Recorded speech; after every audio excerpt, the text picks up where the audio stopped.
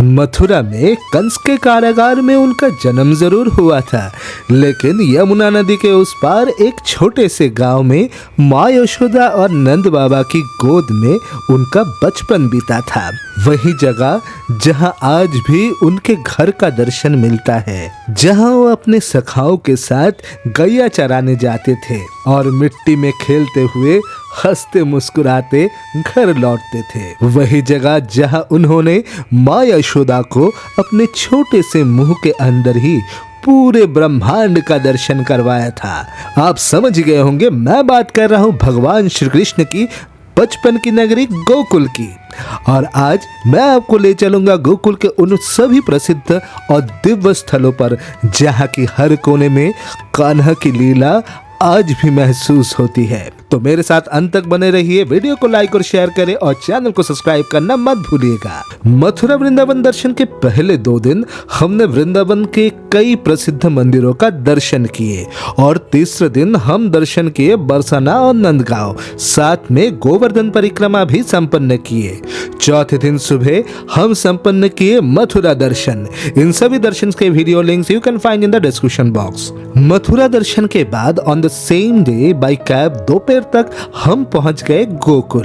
Cab rent from Vrindavan for Mathura and Gokul darshan was around 2000 rupees. Gokul पहुंचते ही मैं एक बाइक रेंट किया एट 100 रुपीज और सबसे पहले पहुंच गया नंद चौक में स्थित श्री नंद यशोदा महल। वहाँ झूला में विराजमान लड्डू गोपाल का पूजा किया जाता है। झूला में उनका नटखट मुस्कुराता रूप दिल को छू गया था। मंदिर के अंदर भगवान कृष्ण के जीवन से जुड़ी कई लीलाएं दर्शाई गई है, जैसे वासुदेव जी का नन्हे कान्हा को टोकरी में लेकर यमुना पार करना, कान्हा द्वारा पुतना राक्षसी का वध करना, और यही नहीं महादेव जी का भी दर्शन वहां मिलता है।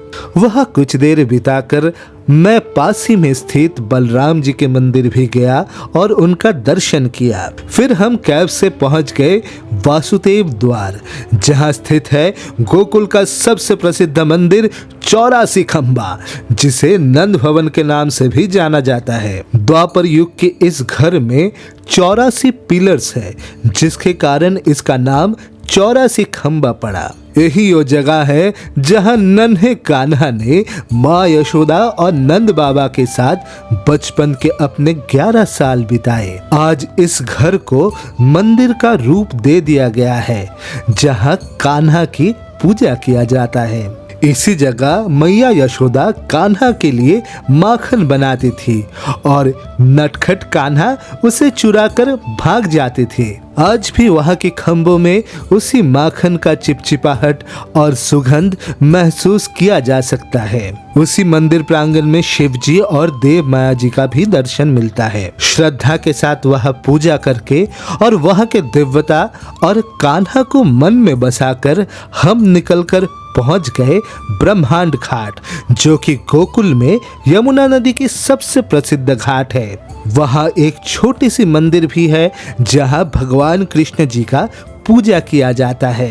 ये वही पवित्र स्थल है जहां माँ यशोदा ने नन्हे कान्हा के मुंह में पूरा ब्रह्मांड देखा था, जिसे देखकर कुछ पल के लिए माँ यशोदा अचंभित हो गई थी। लेकिन अगले ही पल जब उन्होंने कान्हा को अपनी गोद में देखा तो फिर माँ का प्यार सब पर भारी पड़ गया। यमुना नदी की ठंडी हवा और वहाँ का शांत वातावरण मन को एक अलग ही सुकून देता है। फिर वहां से हम पहुंचे चिंताहरण महादेव मंदिर में। ये मंदिर यमुना नदी के तट पर ब्रह्मांड घाट से थोड़े ही दूर में स्थित है। वहां मैंने शिवलिंग पर जलाभिषेक किया और कुछ देर उस स्निग्ध वातावरण में बिता के हम निकल पड़े टुवर्ड नेक्स्ट डेस्टिनेशन रमन रेती आश्रम।